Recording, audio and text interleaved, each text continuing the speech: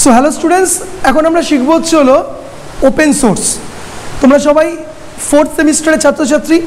Fourth সেমিস্টারের স্টুডেন্টদের একটা গুরুত্বপূর্ণ টপিক হচ্ছে হলো তোমাদের CC 8-এর, যেটা হচ্ছে নিউ মিডিয়া, রাইট? তো নিউ মিডিয়াতে একটা গুরুত্বপূর্ণ টপিক রয়েছে যেটাকে বলা হচ্ছিল ওপেন সোর্স। তো ওপেন সোর্স কি? আমরা এর আগের ভিডিওগুলোতে কি শিখেছি?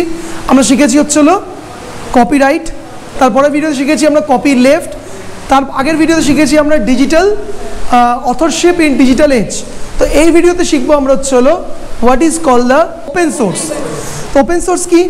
If a program is open source, its source code is freely available its for users.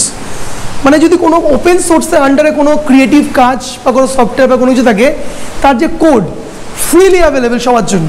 এটা কোনো কপিরাইট নেই যে কেউ আটকাবে, এটা কোনো কপি লেফটও নয় যে কোনো টার্মস অ্যান্ড কন্ডিশন, কিছুই নেই, এনিওয়ান ক্যান ইউজ ইট। আরও কি?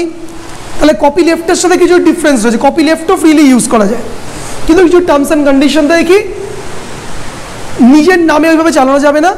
আর যেটা তুমি কপি লেফট করছো, মডিফাই করছো, সে মডিফাইটা করে তুমি ওটাকেও তুমি ফ্রিলি ইউজ করতে দিতে হবে। এর ক্ষেত্রে ব্যাপার নয়।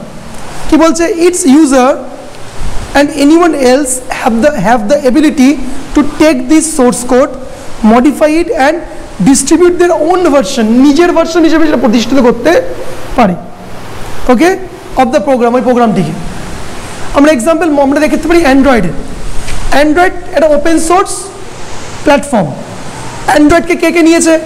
স্যামসাং নিয়েছে, মোটরোলা নিয়েছে, আবার চাইনিজকে ওপো নিয়েছে, ভিভো নিয়েছে, ইন্ডিয়ান কোম্পানি লাভা নিয়েছে।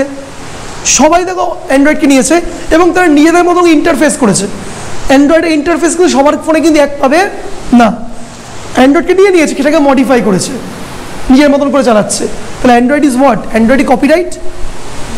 Android is copyleft? Android is open source. The users have the ability distribute as many copies of the original program as they want.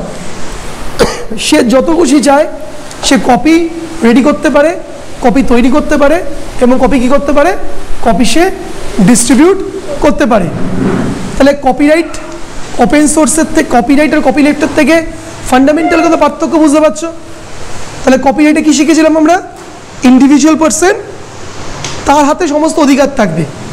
Copy লেফটে কী শিখেছিলাম কৃষ্টি? আমরা শিখেছিলাম যে হচ্ছে কপি লেফটে ইউজ করতে পারবে, ফ্রিলি তাকে সে ইউজ করতে দেবে এবং কিছু টার্মস অ্যান্ড কন্ডিশন থাকবে।